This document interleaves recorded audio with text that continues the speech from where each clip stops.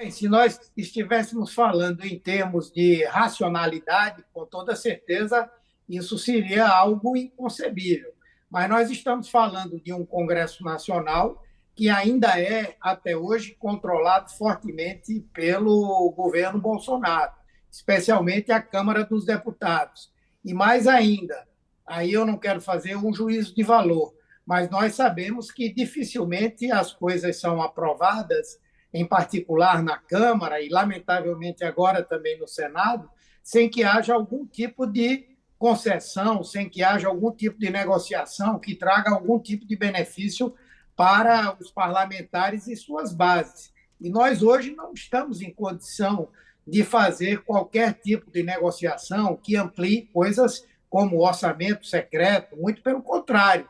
Eu acredito que a tendência é que nós busquemos uma negociação com o Congresso Nacional para que o orçamento secreto, ou de imediato, ou progressivamente, ele deixe de existir. Só para que você tenha uma ideia, no orçamento da saúde, nós temos 10 bilhões de reais que estão bloqueados para o atendimento de emendas parlamentares relacionadas à RP9.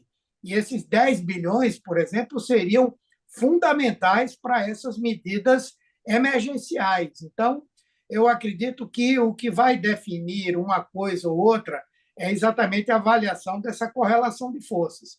Levando em conta a racionalidade, o correto seria isso, não haver nenhum tipo de dificuldade. Mas, como nós estamos lidando com alguns grupos que realmente têm uma visão muito sectária do processo político, eles podem querer nos criar alguns problemas. A efervescência da agenda do Lula, ela vai provocar uma natural comparação com a inatividade do Bolsonaro. E isso tende a deslocar o epicentro do poder do Palácio do Planalto para o Centro Cultural do Banco do Brasil, onde vai funcionar o governo de transição. O Lula está sendo compelido pelas circunstâncias a governar antes de tomar posse. E o Bolsonaro está recluso no Alvorada. Ele já não administra adequadamente nem os seus rancores. Desde que foi derrotado, o Bolsonaro se recolheu ao Alvorada, sumiu do cercadinho. Quem procura, ainda hoje eu estava olhando a agenda do presidente no site do Palácio do Planalto, e está lá um aviso que foi recorrente na semana passada, sem compromisso oficial. Assim tem sido a agenda do presidente. Só de raro em raro ele recebe auxiliares ali na residência oficial, e é contra esse pano de fundo que o Lula desembarca em Brasília e para uma agenda intensa a partir de terça-feira.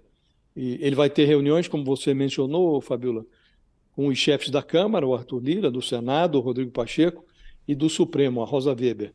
E fez questão de incluir nesse roteiro o Alexandre de Moraes, a quem o Lula se diz grato pela condução do processo eleitoral no comando do TSE.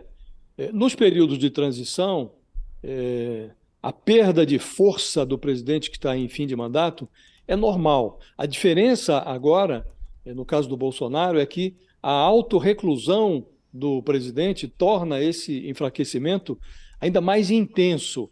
O próprio conceito de autoridade acaba debilitado quando o presidente troca o seu papel institucional de chefe da transição pelo estímulo cúmplice ao movimento de rua que prega o desrespeito ao resultado das urnas. O Bolsonaro se desconectou da realidade de tal forma que ele está assistindo a um processo de feudalização do poder. Os seus apoiadores, sobretudo os mais pragmáticos do Centrão, estão deslizando mansamente para o colo do Lula.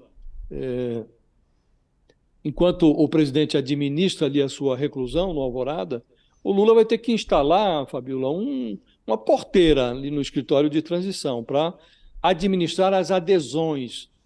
Há adesões, inclusive, que estão vindo com tanta facilidade que mostram que se o presidente eleito não tomar cuidado, ele pode contaminar a sua imagem já no início, antes de tomar posse. É preciso administrar muito adequadamente esse movimento de adesão que é impulsionado pela inatividade do Bolsonaro.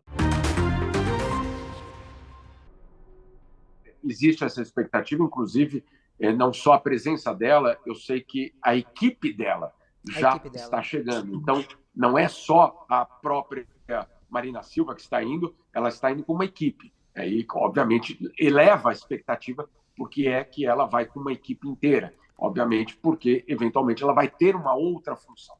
Vamos só lembrar quem é Marina Silva para o mundo, não para o Brasil. No Brasil, a gente sabe muito bem. Eu queria lembrar uma cena para vocês. Em 2012, abertura dos Jogos Olímpicos em Londres. Aquele momento é um momento especial para o mundo, não pelo esporte, mas pelas mensagens que são passadas na abertura de um evento daquela magnitude. Copa do Mundo não tem tanto isso de abertura, mas a Olimpíada tem. E a Olimpíada de 2012, no momento em que a bandeira olímpica entra no estádio, 6 pessoas levam a bandeira olímpica. Entre elas, Ban Ki-moon, secretário-geral da ONU, Daniel Barenboim, que é um maestro argentino-israelense que promovia justamente o diálogo entre israelenses e palestinos. Ele tinha uma orquestra que juntava músicos palestinos e israelenses, e levando a bandeira olímpica, Marina Silva. Por quê? Representando justamente a preservação e o futuro da Amazônia.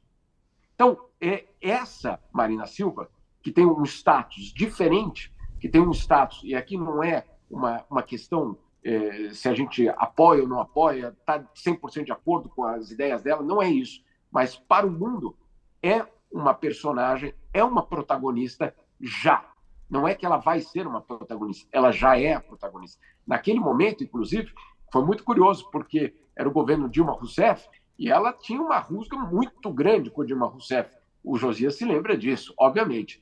E a delegação brasileira, naquela abertura dos Jogos Olímpicos, ficou, inclusive, muito chateado com os organizadores britânicos que não avisaram a delegação oficial do governo brasileiro que Marina Silva entraria com a bandeira olímpica. Então, olha só a situação e olha só o papel que Marina Silva tem. Quando ela chega na COP, ela, obviamente, é a pessoa de interlocução.